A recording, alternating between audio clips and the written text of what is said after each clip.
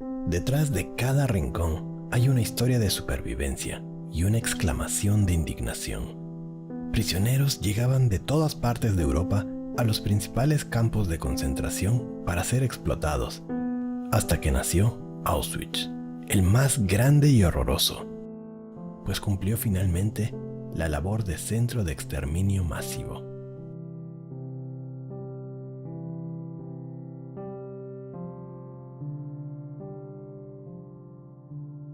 Los motivos de muerte no eran solo las cámaras. Otra gran parte la ocupaban las torturas, enfermedades, exceso de trabajo, experimentos médicos, hambre y el enloquecedor terror al que eran sometidos día a día.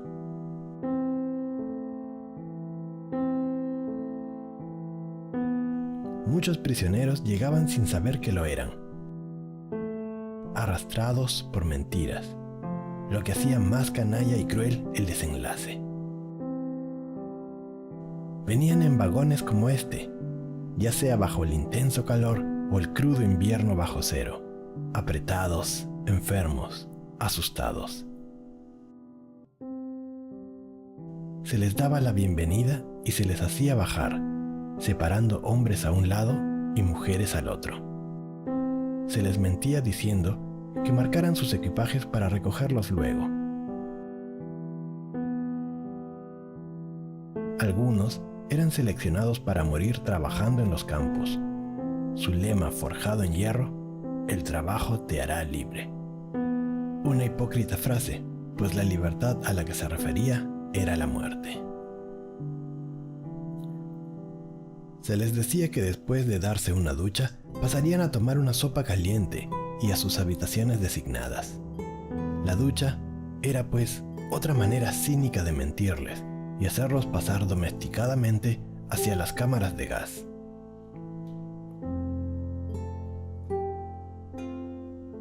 Una vez allí, desde una pequeña apertura en el techo, caía el mortal veneno.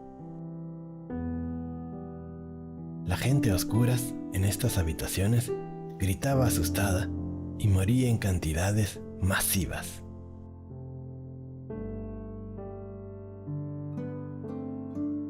Inmediatamente después, pasaban a estos hornos donde eran cremados.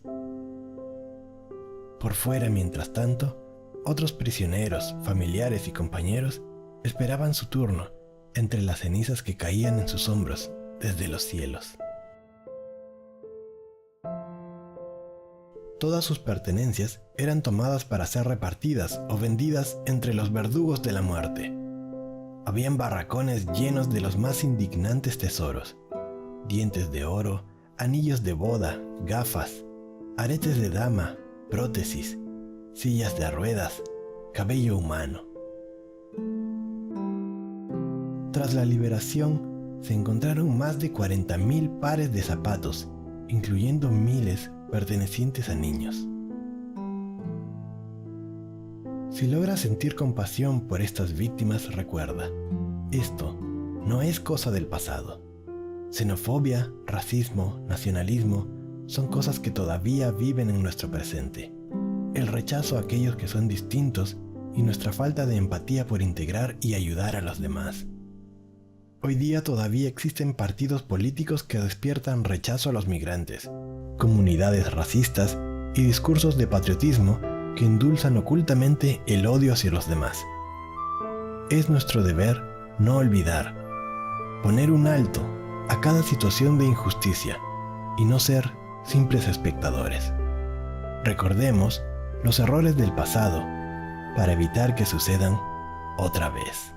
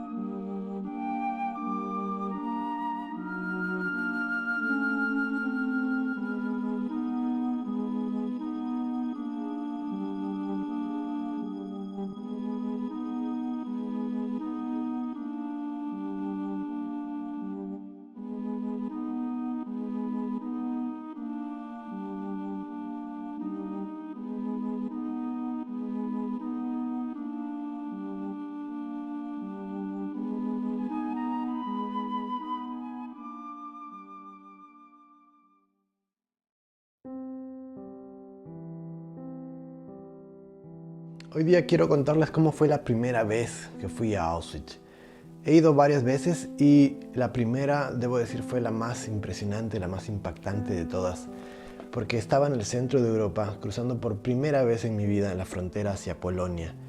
Y realmente sentí un impacto grande. Vi las estaciones de tren, vi las casas, vi los barrios y todo se veía tan histórico, tan congelado en el tiempo, tan impresionante que realmente me dio la impresión de estar caminando capítulos atrás en el tiempo. Al final bajé en la ciudad de Kęty y fui preguntando para llegar a través de buses a la ciudad de Oswiecim. Oswiecim es el nombre original de Auschwitz. Auschwitz es la versión germanizada, es la versión como los alemanes llamaban a Oswiecim. En Oswiecim, si bien uno busca en guías información al respecto, siempre va a encontrar cosas como que no hay nada que ver, no hay nada que hacer. La verdad es que es mentira. Mi primera impresión al llegar a Oswiecim fue: qué linda ciudad. Realmente es como si trataran de poner el pasado muy atrás. Todo estaba bastante limpio, bastante ordenado, floreado, verde, niños en las calles, era un día espléndido. Era inimaginable que tan cerca de este lugar hubiera pasado lo que pasó. Al final me quedé hospedado un par de días en un gran monasterio. Fue bastante impresionante estar en este lugar. Llegué a este lugar preguntando en la oficina de turismo, me dieron algunas referencias, llegué muy fácil. Era un gran monasterio y la verdad es que si yo fuera supersticioso diría que este lugar es bastante macabro, porque estás rodeado de el lamento y la muerte de miles de millones de personas, en un lugar donde realmente veía cosas como la cruz voltearse o la puerta abrirse, en fin, detalles que no vienen al caso en este relato. Al día siguiente hice una visita completa al memorial de Auschwitz y descubrí que a partir de las 10 a.m. se empieza a cobrar entrada, es decir, si uno viene antes puede entrar gratuitamente. Esto no lo tenía muy claro el primer día, pero bueno, fue así como lo hice. La primera visita que hice fue guiada y el guía llevaba grupos, hay algunos que son también en español, hay en inglés, en polaco, hay en todos los idiomas. La primera visita sirvió para tener una introducción bastante clara de cómo funcionaba el campo de concentración, cómo era que gente de distintas partes de Europa era llevada hasta este lugar que luego de su fundación se habría convertido en un matadero. Principalmente Auschwitz era un centro de exterminio. Básicamente esa fue la función que cumplió y por eso se convirtió en un tan infame lugar. Después de esto, de comprender y hacer la visita guiada, conocí un poco la ciudad, exploré bastante y el día siguiente, después de pasar nuevamente la noche en el monasterio, regresé bastante temprano a Auschwitz y descubrí un montón de cosas que usualmente la gente no conoce cuando hace la visita guiada, que suele ser un día desde Cracovia y regresar.